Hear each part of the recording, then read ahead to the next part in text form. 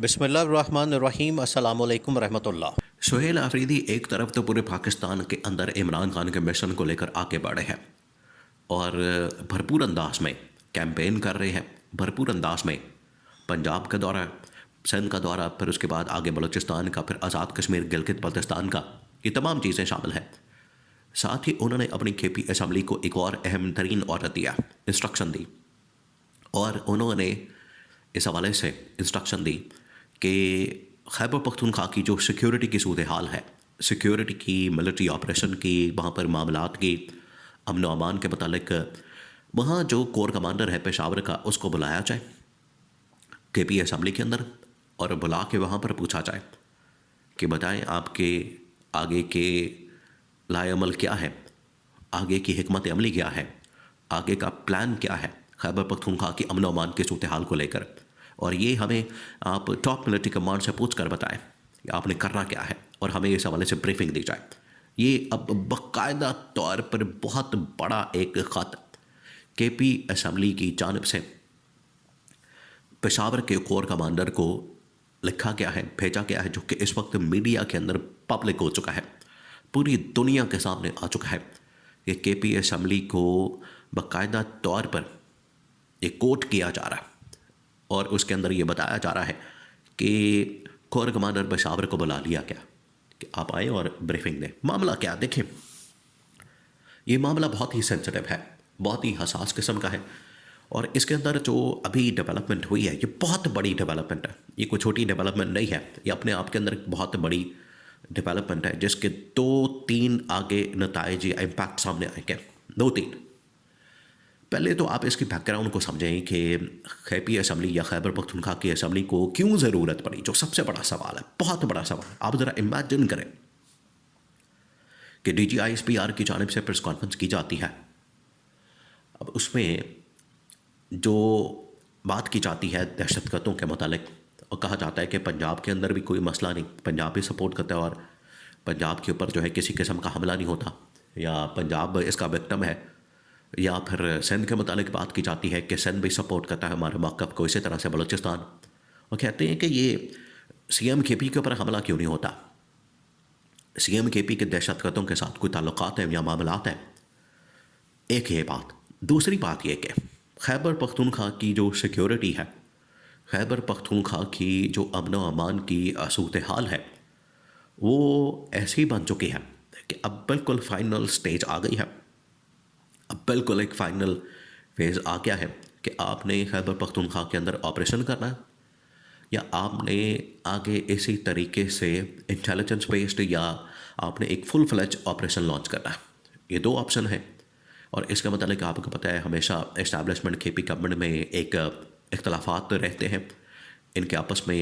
एक डिफरेंस मौजूद है। तो DGISPR की स्टेटमेंट, फिर उसके बाद मिलिट्री ऑपरेशन और अमन व अमान की सूरत हाल, और अगर कोई अफ़गानिस्तान की जानिब से मज़ीद हमला होता है तो उस सूरत में अब KP असम्बली ने क्या करना है, KP गवर्नमेंट ने क्या करना है। तो मिलिट्री की जानिब से इस हवाले से अप्रोच का आना, सोच का आना, उनके प्लान के बारे में पता होना, और उनकी ब्रीफिंग असल में वो सामने आनी बड़ी ज़रूरी है। देखें, पंजाब, सिंध और बलूचिस्तान, इनको लीड करने के लिए मुख्तलिफ़ सूबों को और शहरों को, वहाँ पर मौजूद मुख्तलिफ़ शहरों के अंदर कुछ कोर कमांडर भी होते हैं, कुछ सेक्टर कमांडर होते हैं। ये पूरा इस्टेब्लिशमेंट ने अपना एक नेटवर्क बना के रखा हुआ है। इसी तरह से जो पेशावर के कोर कमांडर हैं, उनके पास ये पूरी कमांड आती है, पेशावर का पूरा इलाका जो कि खैबर पख्तूनख्वा पूरा का पूरा जाके कवर होता है, और अफ़गानिस्तान के साथ जो बॉर्डर लगता है वो भी इनके कंट्रोल में आता है। वहाँ से अगर कोई हमला होता है उन इलाक़ों के अंदर, इस तरह से वज़ीरिस्तान के इलाके हैं, कुरम के इलाके हैं, और इस तरह के जो बॉर्डर एरियाज़ हैं, वहाँ पर अगर हमला होता है तो उसको काउंटर कैसे करना है और उसका मुकाबला कैसे करना है, और इनको रोकने के लिए हमने फ़ौरी तौर पर सद्देबाब क्या करना है। सद्देबाब बड़ा ज़रूरी है। तो इस सिलसिले में कोर कमांडर को बुलाया गया है, कोर कमांडर से ब्रीफिंग मांगी गई है कि आप इस हवाले से आके ब्रीफिंग दें, हमें बताएं, इस हवाले से आगाह करें कि आपका आगे का लाएअमल क्या होगा, आपका आगे का मिशन क्या होगा, और नुक्ता नज़र क्या होगा। देखिए, ये पाकिस्तान में पहली बार हो रहा है, यही इमरान खान असल में एक चेंज लाना चाह रहा है। यही पीटीआई का एक बहुत बड़ा स्लोगन कह लें आप। ये जो सबसे बड़ा मिशन स्लोगन है इमरान खान और पीटीआई का, वो ये कि हमने अपनी जो हमारे पास ताकत है, पावर है, सिविलियन अथॉरिटी है, उसको हमने एक्सरसाइज करना है और अपनी जो अथॉरिटी है उसको इस्टेब्लिश भी करना है। इसी को आगे बढ़ाते हुए सुहेल अफरीदी ने जब ओहदे का चार्ज संभाला, जब वो पहली मरतबा वज़ीर आला बने, तो उनको कहा गया कि आए आप पहले कोर कमांडर जाके सलाम मारें, वहाँ पर सलूट मारें, ताकि आपकी वहाँ पर अंडरस्टैंडिंग हो जाए। सुहेल अफरीदी ने कहा था कि नहीं, आप अगर कोर कमांडर मिलना चाहते हैं, मुझसे मुलाकात करना चाहते हैं, तो मेरे दफ्तर में आए, मैं चीफ मिनिस्टर हूँ, और अगर उन्हें ब्रीफिंग देनी है तो भी उन्हें मेरे दफ्तर में आना पड़ेगा, ना कि मैं उनके दफ्तर में जाऊँ। तो सुहेल अफरीदी ने असल में जो सिविलियन एक सुप्रीमेसी है, सिविलियन जो बालादस्ती है, जो इमरान खान आइन और कानून की हुक्मरानी और बालादस्ती की बात करता है, ये उसी के अंदर शामिल है। तो सुहेल अफरीदी इस मिशन को लेकर भी आगे बढ़ा है, चल रहा है। और दूसरी जानिब आपको पता है कि उसने किस तरीके से पूरे पाकिस्तान के अंदर इमरान खान की ये जो तहरीक है, जद्दोजहद है हकीकी आज़ादी के, इसको आगे बढ़ाते हुए पूरे पाकिस्तान के अंदर जो ये एक काम शुरू किया है, मुख्तलिफ दौरे करके, वहाँ आके जाके लोगों के साथ इंटरेक्शन करके, लोगों के साथ बैठ कर और सियासी सरगर्मियाँ करके,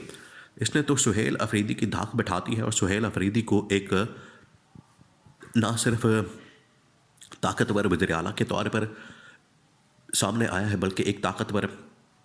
वज़ीर आज़म के उम्मीदवार के तौर पर भी सुहेल अफरीदी सामने आ सकता है। और इसके बातें हो रही हैं और बाकायदा तौर पर पब्लिक सर्वे सामने आ रहे हैं, जिसमें बताया जा रहा है कि सुहेल अफरीदी ने ये पिछले 2-3 महीनों में जिस तरीके से मकबूलियत हासिल की है, जिस तरीके से पॉपुलैरिटी हासिल की है, ये पाकिस्तान में कोई नहीं कर सका। यही इमरान खान ने चुनकर इस शख्स का इंतखाब किया और इस शख्स को वज़ीर आला बनाया, क्योंकि उसको पता था कि यही वो काबिल आदमी है, यही वो एक शख्स है जिसके ऊपर अगर भरोसा किया जाए तो वो डिलीवर कर सकता है। तो अब KPA असम्बली की जानिब से इस ख़त का सामने आना,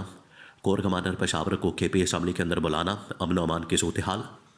ये ज़ाहिर करता है और इससे ये पता चलता है कि अब जो वफाकी हुकूमत है, अगर उसने भी कोई एक्शन लेना, शहबाज शरीफ ने या इंटीरियर मिनिस्ट्री ने खैबर पख्तूनख्वा की अमन अमान की सूरत हाल के मतलब,